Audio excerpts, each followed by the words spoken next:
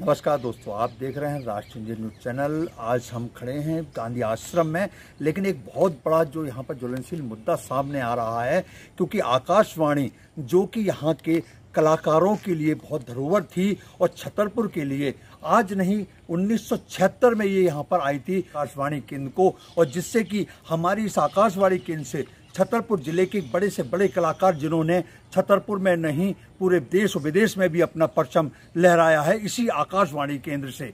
लेकिन आज इसी आकाशवाणी केंद्र को रिले केंद्र में तब्दील करने जा रही है केंद्र सरकार। आखिर ऐसा क्यों?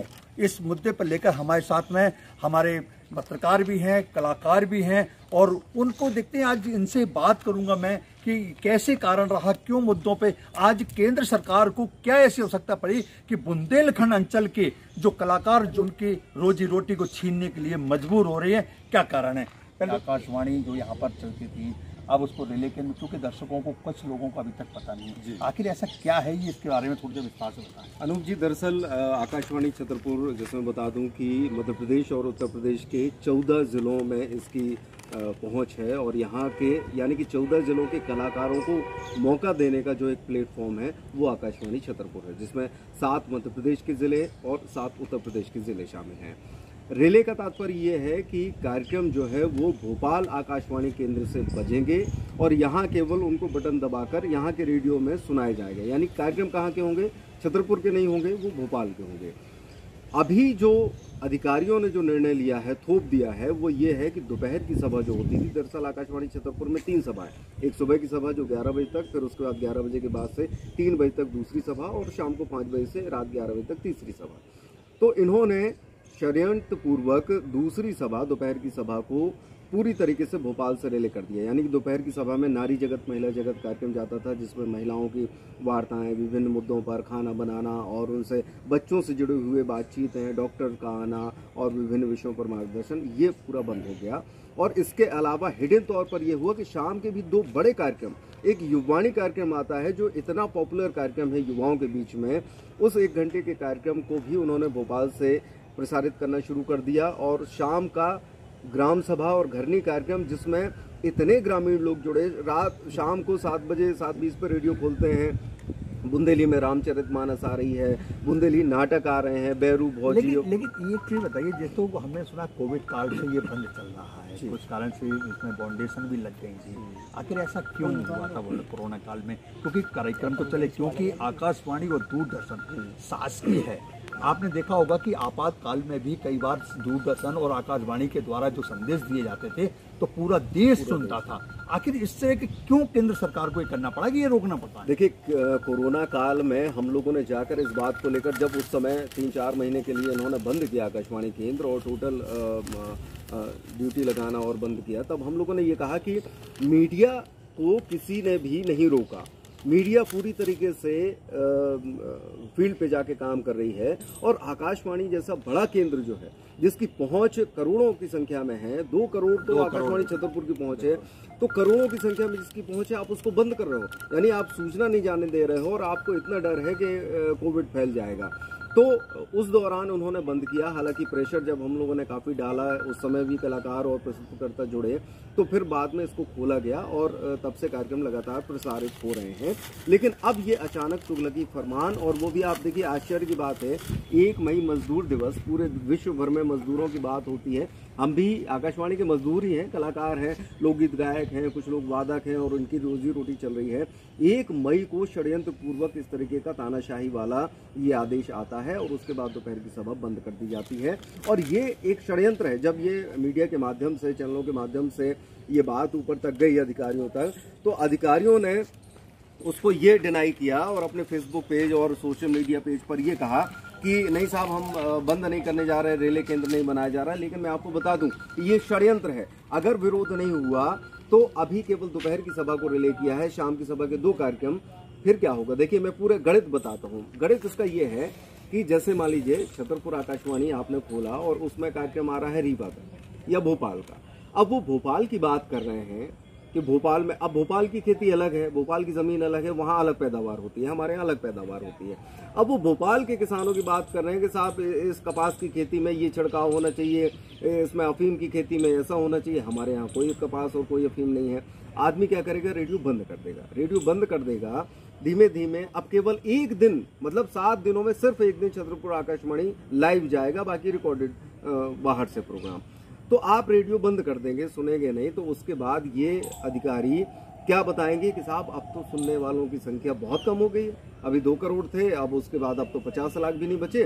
तो ऐसा करिए कि अब जब श्रोता ही नहीं बचे तो इतने बड़े आकाशवाणी के जैसे मैं आपको एक और बात बताऊं आपको शिवन भाई, जैसे हम अभी भी देखते हैं गांव अंचलों में, बुंदेलखंड के में अंचलों में, क्योंकि हम भी बुंदेलखंड अंचलों से रह रहे हैं, बहुत इंटीरियर जाते हैं, तो हम ये देखते हैं कि आज भी ग्रामीण परिवेश में जो बुजुर्ग हमारे हैं, दोपहर में भी आप देखोगे रेडियो के टाइम पे हम बैठते हैं, भाई समाचार उन्हें पता रहता है कितने बजे समाचार आने वाला है, घड़ी नहीं है उनके पास, लेकिन उनको टाइम पता रहता है ना।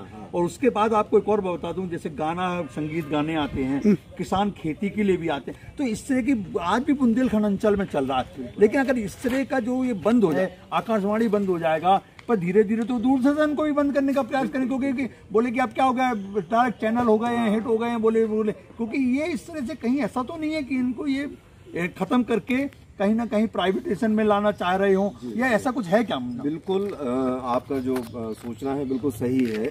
आज भी आप ग्रामीण अंचलों में चले जाइए, खटिया के सिराहने उनका रेडियो रखा रहता है, और रेडियो एक ऐसी विधा है कि आप अपना काम करते रहिए। मैंने देखा है, मेरे घर में रेडियो है, सुबह 6 बजे से रेडियो खुल जाता है, उनको पता है कि 5 मिनट 10 मिनट समाचार आएंगे, फिर भजन आएंगे, फिर रामचरितमानस आएगी, उसके बाद फिर प्रादेशिक समाचार आएंगे, फिर फिल्मी गाने आएंगे, उसके बाद फिर लोकगीत आएंगे।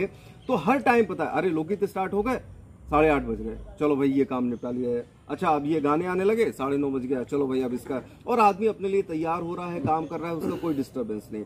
तो आज भी रेडियो उनकी सबसे बड़ी घड़ी है, और आज भी उसको पसंद करते हैं, चिट्ठी लिखते हैं।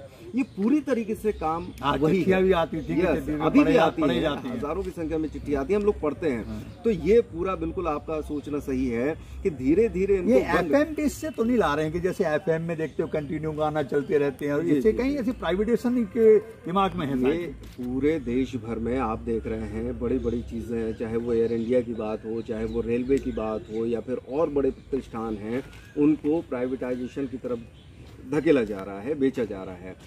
इतने बड़े सेटअप आपने देखा, BSNL को आप देख, कितना बड़ा देश भर में फैला सेटअप है। आकाशवाणी केंद्र शहर के बीचों बीच जीरो पड़ रहा है। हाँ, तो वजह क्या है? देखिए, मैं इसके पीछे कारण बताता हूँ।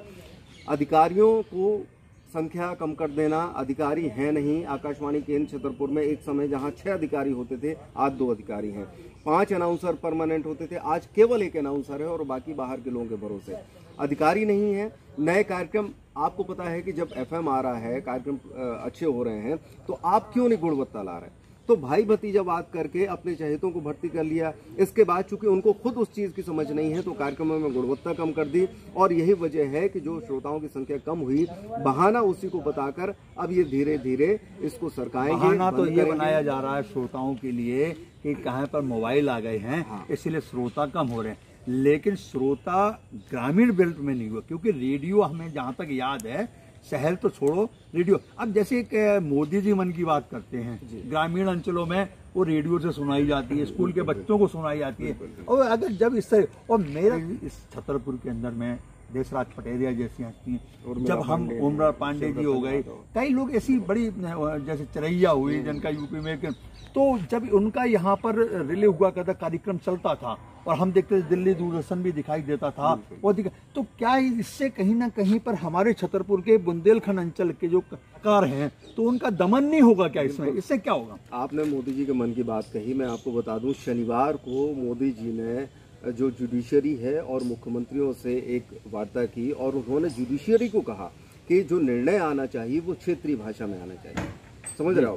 क्षेत्रीय भाषा इसलिए कि लोग आपके निर्णयों से जुड़ पाएं और चीजों को अच्छे से जान पाएं। तो जब वो खुद चाह रहे हैं कि क्षेत्रीय भाषा ज्यादा से ज्यादा बढ़े, और आज इन अधिकारियों की मनमानी की वजह से क्षेत्रीय भाषा पे कुठाराघात हो रहा है। ये सारे कलाकार जिनको क्षेत्रीय बोली, और मेरी तो ये बात, हम लोग की मांग ये नहीं आकाशवाणी, हमारी मांग ये है कि बुंदेली भाषा, बुंदेली कला, बुंदेली संस्कृति, बुंदेली कलाकार, ये कहाँ जाएंगे? विलुप्त हो जाएगी, क्योंकि और तो कोई बड़े FM हो गए, और भी कोई मीडिया ऐसा नहीं है जो क्षेत्रीय भाषा में काम करता हो। केवल सरकारी एजेंसी है चाहे वो यहाँ की हो, चाहे भोपाल की निमाड़ी भाषा, चाहे रीवा की बघेली भाषा हो, कहीं के भी हो, छत्तीसगढ़ की छत्तीसगढ़ी भाषा, तो ये सारे लोग रेडियो के माध्यम से ही आज हमारी कला, लोकगीत, संस्कृति, ये सारी चीज़ें बची हुई हैं। और इसको खत्म करने का एक बड़ा षड्यंत्र है कि हमारी पूरी स्थानीय बोलियां, भाषाएं खत्म हो जाएंगी और ये कलाकार कितनी संख्या में बेरोजगार हो जाएंगे। आज जिनकी पहचान है आकाशवाणी छतरपुर, बाहर जाते हैं कि वो आकाशवाणी के कलाकार हैं, अरे भैया आज आकाशवाणी कलाकार आ रहे हैं। जैसे आपको भी मैं जानता हूँ, जैसे महाराजा छत्रसाल जी के ऊपर जो एक नाटक हुआ था जिसमें अंकुर यादव जी भी थे, आप भी थे, काफ़ी लोग थे। अब जब छोटे कलाकार अपने मंच को साझा करते हैं और धीरे धीरे ऊपर जाते हैं, आप बाहर भी गए थे शायद करने के लिए, तो ये एक बहुत बड़ा पैटर्न है जब बड़ा मंच मिलता है। क्यों हम जब नीचे से उठते हैं और जब ऊपर तक जाते हैं तो एक बुंदेलखंड का नाम होता है, अंचल का काम होता है, क्योंकि वो प्लेटफॉर्म तो यहीं से मिला है ना, हमें आकाशवाणी भी दे रहा। लेकिन अगर इस तरह के प्लेटफॉर्म के, तो मैं बार बार ये कर रहा हूँ, इसके लिए आगे क्या प्रयास होना चाहिए कि हमारे यहाँ के कलाकारों का दमन ना हो, ताकि वो भविष्य में आगे भी बढ़ते जाएं। उसके लिए क्या कहेंगे पहले? देखिए, एक दिन पहले एक रैली छतरपुर में निकाली गई इसी चीज़ के विरोध के लिए, और वो रैली में मैं आपको बता दूं कि आकाशवाणी में जो काम करने वाले लोग थे वो नहीं थे, वो ना के बराबर थे। सबसे बड़ी संख्या किसकी थी? बुंदेलखंड के कलाकारों की, बुंदेलखंड के श्रोताओं की, और न सिर्फ छतरपुर के बल्कि सागर से कलाकार, महोबा से कलाकार, बांदा से कलाकार, दमोह से कलाकार, टीकमगढ़ से कलाकार, ये सारे कलाकार अपना दर्द व्यक्त करने के लिए आए थे कि भाई आखिरकार हम कहाँ जाएंगे।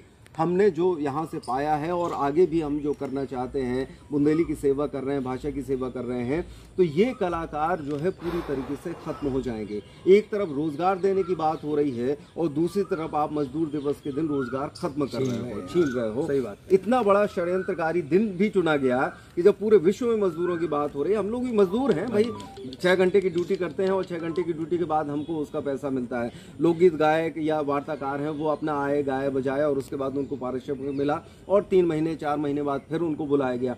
तो एक जो एक जरिया बना हुआ था, ये जरिया खत्म हो जाएगा, हजारों लोग बेरोजगार हो जाएंगे। और सबसे बड़ा दुख इस बात का है कि पूरा कल्चर, पूरी भाषा, पूरी संस्कृति वो भी खत्म होने। अच्छा, एक और बात बताइए, जैसे ये बात तो हमने मान ली, यहाँ हमारे छतरपुर में राजनेता हैं, चाहे सत्ता पक्ष हो चाहे विपक्ष हो, तो आपने क्या किसी से संपर्क साधा क्या अभी तक? देखिए, हम लोगों ने माननीय सांसद जी, जो हमारे क्षेत्र के सांसद हैं, टीकमगढ़ क्षेत्र के वीरेंद्र कुमार जी, नौगांव में एक कार्यक्रम में आए हुए थे 3 दिन पहले, और जब हम लोग ज्ञापन देने गए तो जो कि केंद्रीय मंत्री हैं, वो ज्ञापन, उन्होंने पूरा ज्ञापन नहीं सुना और अगले कार्यक्रम की जल्दी जल्दी करते हुए यहाँ से भाग गए। इतना कष्ट होता है कि आप क्षेत्र के प्रतिनिधि हैं, इतनी बड़ी धरोहर है और उसको आप स्मारक बनने देना चाहते हो। आपके क्या मतलब, केंद्र में ऐसी मजबूरी है कि आप अपने क्षेत्र की चीज़ों को नहीं बचा पा रहे। यहाँ से नर्सिंग ट्रेनिंग सेंटर चला गया। आपको मैं एक चीज़ और आपको बताऊँ, ये छतरपुर की विडम्बना है। जी बिल्कुल, चाहे वो सत्ता पक्ष हो चाहे विपक्ष हो, मैं दोनों को कहता हूँ कि छतरपुर के अंदर में सौगातें तो नहीं आती नहीं हैं। हमारे युवा बेरोजगार चल रहा है। मैंने हर नेता से पूछा, चाहे वो सत्ता का हो चाहे विपक्ष का हो, दमंगी से पूछा, मैंने कहा आपने रोजगार क्या दिया, और जो हमारा रोजगार था उसको छीन रहे हैं। जैसे एनटीपीसी चली गई, आपकी नर्सिंग चली गई, आपकी एक नई धरोहर ये जा रही है, आपकी आपका कॉलेज जो यूनिवर्सिटी थी वो चला गया, तो इसको कोई बचा नहीं पा रहा। क्या मानते हो कि आप यहाँ के नेताओं में वो क्षमताएं नहीं है कि वो अपने मुख्यमंत्री जी को बता सके, और क्या ये यहाँ केवल देखना चाहते हैं कि हमें वोट भर दीजिए आप, उसके बाद में कोई दिक्कत नहीं, हम वादा पहले कर जाएंगे, बाद में निभाएं या ना निभाएं? देखिए, बात वही है कि 5 साल के लिए जनता ने उनको चुन लिया। वही होता है कि जब चुनाव होते हैं तब दरवाजे तक जाया जाता है और उसके बाद फिर हम पूरे चैन की नींद सोते हैं। तनख्वाह बंधी बंधाई घर पे आई रही है, बाकी जो है जो कमीशन है वो आ रहा है, सारा सब चीज़ें सेट हैं। तो इस तरह की चीज़ों के लिए और कला संस्कृति के लिए तो नेताओं के पास बिल्कुल समय नहीं है, ये मान के चलिए आप। कला संस्कृति जैसे अरे कलाकार को 2 कौड़ी की मान के और उसको झटक दिया जाता है कि चलो हटाओ, तो ऐसी जो चीज़ें हैं, और ये बिल्कुल सही बात है। हम लोगों ने संपर्क किया, सारे लोगों ने संपर्क किया और उनसे बात कही। कुछ लोगों ने ज़रूर बहुत बेहतर अपना वो दिया, रिस्पांस दिया। ललिता जी के पास गए, उन्होंने कहा कि अगर बात हुई तो दिल्ली तक जाऊंगी। विधायक आलोक चतुर्वेदी जी के पास गए, उन्होंने पहले से लेटर तैयार करके रखे थे कि वो अपनी बात पहुंचाएंगे और इतनी बड़ी चीज़ नहीं जाना चाहिए। लेकिन कष्ट होता है, हमारे माननीय सांसद जो कि केंद्रीय मंत्री हैं और माननीय सांसद प्रहलाद पटेल जी, जिन्होंने अपने प्रतिनिधि के लेटर पैड को आधार बनाकर ये कह के भेजा कि मेरे प्रतिनिधि ने ऐसी जानकारी दी है कि ऐसा ऐसा हो रहा है और नहीं होना चाहिए। अरे आप सांसद हैं, आपको डायरेक्ट ये लिखना चाहिए कि मुझे ऐसी जानकारी लगी और इतना बड़ा केंद्र है जो कि पूरे क्षेत्र में सुना जाता है, किसान उससे ज्ञान लेते हैं कब हमको खाद बीज डालना है, कैसा करना है, बीज का उपचार किस तरीके से करना है, मौसम की जानकारी आती है, समाचार आते हैं, मन की बात आती है, आपकी जो योजनाएं हैं उनका पूरा प्रचार प्रसार सरकारी केंद्रों से ही होता है, उससे होता है। और आप ये चाह रहे हैं कि यहाँ के लोगों की आवाज़ हट जाए, क्योंकि वो प्रसारण तो दिल्ली से भी जा सकता है।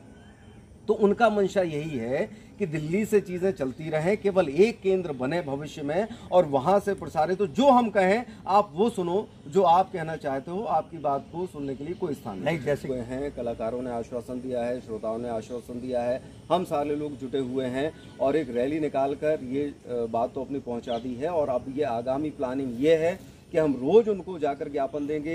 आकाशवाणी के सामने एक तंबू परमानेंट लगाया जा रहा है और सभी लोगों ने सहमति दी है कि हम यहाँ पर रोज बैठेंगे और रोज इनकी नाक में दम करेंगे, जिससे कि ये अपनी बात ऊपर के अधिकारियों तक पहुँचाएं और ये बात पहुँचाएं। देखिए, मैं इसमें बहुत बड़ा दोष मानता हूं, क्योंकि अधिकारी जो होते हैं बड़े पदों पर बैठे होते हैं, ये अधिकारी सरकार को जिस तरीके से बात रखते हैं, गुमराह करते हैं, वो अगर वो कहेंगे कि नहीं साहब बहुत अच्छा है, लोग प्रभावित हैं और अगर ये केंद्र चला जाएगा तो हज़ारों लोग बेरोजगार हो जाएंगे, आपके इलेक्शन पे फर्क पड़ेगा, वोट कम हो जाएंगे, तो सरकार वैसा काम करेगी। ये कहेंगे साहब कोई सुनने वाला है नहीं और इससे बहुत ज़्यादा आपके वोट पे फ़र्क नहीं पड़ना है, जो कुछ कार्यक्रम है एक दो अपन दिल्ली से भी चला लेंगे, तो क्यों फालतू में लाखों की तनख्वाह आप दे रहे हो अधिकारियों को और इन कलाकारों को, ऐसा करो इसको बंद कर दो और हटाओ और इसको प्राइवेटाइजेशन करके किसी को दे दो, तो वो करोड़ों रुपए आपको एक बार में दे देगा और उसके बाद आगे देखा जाएगा। नहीं तो जो इसके जो कर्मचारी उनके साथ काम था वो खत्म कर दिया गया था, उसके बाद उन्हें तो ऐसा तो नहीं कहीं हो रहा। प्लानिंग बिल्कुल ऐसी हो रही है। दरअसल जब प्रसार भारती गठन किया गया, प्रसार भारती का गठन इसी तरीके से किया गया, उसने ये पॉलिसी आज से 20 साल पहले बनाना, 18 साल पहले शुरू कर दी थी। उन्होंने क्या किया, मैं आपको बता दूं अंदर की बात, कि जैसे आकाशवाणी छतरपुर में 5 अनाउंसर परमानेंट थे, किसी ने ट्रांसफर मांगा तो उस ट्रांसफर के साथ उन्होंने उसकी पोस्ट खत्म कर दी, यानी कि उसको भोपाल भेजा और एक की पोस्ट खत्म। आज की डेट में सिर्फ एक परमानेंट अनाउंसर बचा है। यहाँ पर 6 कार्यक्रम अधिकारी हुआ करते थे जो अलग अलग कार्यक्रम बनाते थे, वो ट्रांसफर हुए या रिटायर्ड हुए और पोस्ट खत्म कर दी। आज केवल 2 अधिकारी हैं, 1 डीओ बचा है, यानी कि कार्यक्रम के नाम पे केवल 4 से 5 अधिकारी हैं और 2 करोड़ की जनता को और 14 जिलों को इनको संभालना है। आप संभव मान सकते हैं? तो ये 18 साल पहले ये कुचक्र शुरू हो गया था और हर आकाशवाणी केंद्र में सभी जगह इन्होंने इसी तरीके से खात्मा करना शुरू कर दिया। तो अब गिनती के अधिकारी कर्मचारी बचे हुए हैं, 2-4 को कहीं ना कहीं इधर उधर दूरदर्शन में और कहीं ऐसे शिफ्ट कर देंगे और 2-4 बचे हुए हैं, उनका रिटायरमेंट करीब है। जब तक इसी तरीके से 2-3 साल खींच देंगे, कुछ लोग रिटायर हो जाएंगे और 2-4 इक्का दुक्का बचेंगे, उनको कहीं सेट कर देंगे और काम खत्म हो जाएगा। तो ये पूरा जो है प्लान लगभग 17-18 साल पहले बनना शुरू हुआ था और उसकी परिणति अब है कि अगले 2-4 सालों में ये पूरी तरीके से इनको स्मारक बना देंगे या फिर किसी प्राइवेट सेंटर को बेच देंगे या तो फिर कोई एफएम खुल जाएगा तो या फिर इसको ध्वस्त करके एक बढ़िया जो है 20 मंजिला इमारत में मॉल खुल जाएगा, तो आपके बच्चे मॉल से सामान खरीदेंगे, व्यापार चलेगा और कला संस्कृति को। तो कलाकारों के आप जैसे कि अभी नहीं मानी जा रही, तो क्या भोपाल तक पहुँचेगी क्या कलाकार पूरे में? देखिए, कलाकारों का ये कहना है कि हम अपने लेवल पर पहले यहाँ पर करेंगे, अनिश्चितकालीन धरना करेंगे। हम आपको बता दें कि एक इन्हीं तमाम मुद्दों को लेकर इसके पूर्व 3 साल पहले हम लोग दिल्ली गए थे और जंतर मंतर पर 5 दिन का धरना प्रदर्शन किया था। ऑल इंडिया लेवल से कलाकार, अनाउंसर्स वगैरह वहाँ पर बैठे थे और सरकार तक अपनी बात पहुँचाई थी। और अगर ये भी नहीं हो रहा है, ये मान के चलिए, तो यहाँ पर स्थानीय कार्यक्रम, यहाँ पर स्थानीय विरोध करने के बाद और जब तक पूरे मध्य प्रदेश के केंद्रों से बात चल रही है, सारे लोग जुड़ गए हैं क्योंकि सारे मध्य प्रदेश के केंद्रों में यही स्थिति हो गई है, तो वहाँ के लोग भी जागरूक हो रहे हैं, इकट्ठे हो रहे हैं और सारे लोगों का प्लान बन रहा है। और अगले 10-15 दिनों में आप देखिएगा कि निश्चित तौर पर एक बड़ा विरोध और भोपाल और दिल्ली के स्तर पर हम करने जाएंगे और इसके लिए तैयारियां शुरू हो गई हैं कि जो बात पहुंचाना है वो डंके की चोट पर और भोपाल और दिल्ली तक बात पहुंचाई जाएगी। अभी भी मुख्यमंत्री तक बात पहुंच गई है, वहाँ के स्थानीय लोगों ने मुख्यमंत्री को ज्ञापन दिया, हमारे स्थानीय जो कल्चर मिनिस्टर हैं उनको ज्ञापन दिया ऊपर भी जो है जो प्रसारण मंत्री हैं अनुराग ठाकुर जी, उन तक भी बात पहुंचाई गई है। और अब अगर बात नहीं पहुंच पाती या वो नहीं सुन रहे हैं तो दिल्ली तक जाकर बात रखी जाएगी, क्योंकि दिल्ली मेन केंद्र है और वहाँ पर जो है पूरी रणनीतियाँ बनती है, तो वहाँ तक आवाज़ ज़रूर पहुँचाई जाएगी। जी, ये थे मेरे साथ में शिवेंद्र जी, जिन्होंने लगातार कलाकारी के लिए जो मोर्चा संभाल रखा है कि यहाँ से छतरपुर शहर नहीं, छतरपुर अंचल से लेकर नहीं पूरे मध्य प्रदेशों के साथ में दमन हो रहा है। और इस वजह से आज शिवेंद्र जी लोग और उनकी पूरी टीम इस चीज़ को मोर्चा संभाले और हमारे साथ बात की। धन्यवाद।